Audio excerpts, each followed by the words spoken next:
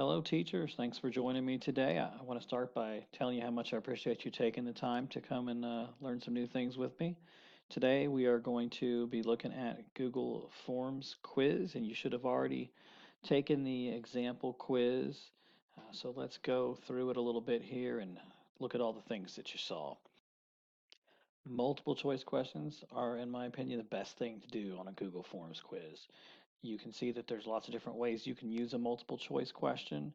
You can just have the text as a question and text as answer choices, real plain and simple there.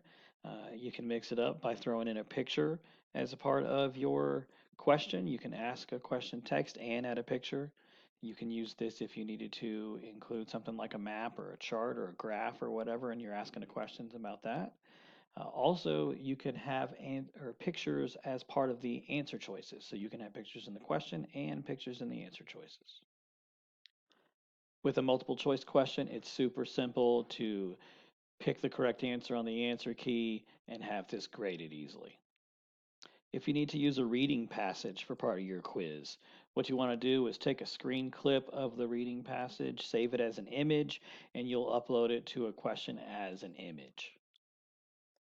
Now, short answer questions, they can be difficult on a Google Forms quiz, but they can be absolutely great if it's something like math. If your answer is going to be a simple number and you either did the problem right or wrong and you got the correct answer, it's going to be able to grade that perfectly.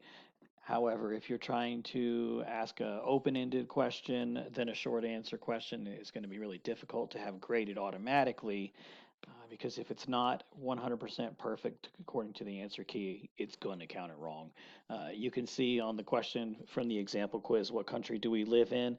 I bet you got that right, even though the quiz marked it wrong on you, because according to the answer key, it needed to be capital U, period, capital S, period, capital A, period. But if you wrote USA without the periods, or United States of America, or US, or America, you knew the answer, but you still got it marked wrong by this answer key.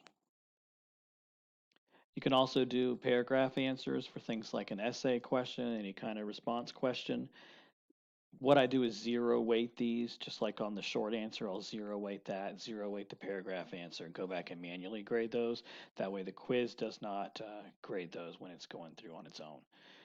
By the way, I love some of your answers to this question that we're getting on the paragraph here. With your Google Forms quiz, you're going to get a grade out of this. When your students submit it, they're going to get a grade. It's going to give them instant feedback on what their grade was. You hopefully saw that on your example that you took there. The data that you're going to get as a teacher is going to be helpful as well.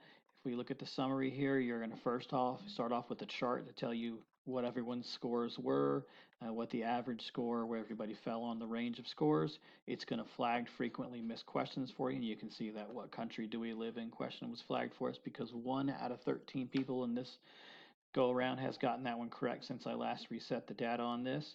You get your list of what everyone's grade was by their name. So there's your information you're going to get to put in your grade book. You can check out each question and see what was chosen for each answer choice. How many times, you can see if you got a distractor that's getting chosen very highly, you can try to figure out why students are making that wrong choice. You can also click through each student's individual grade to see what their answer choices was. Maybe if you want to go through it with the student, you have access to all that information.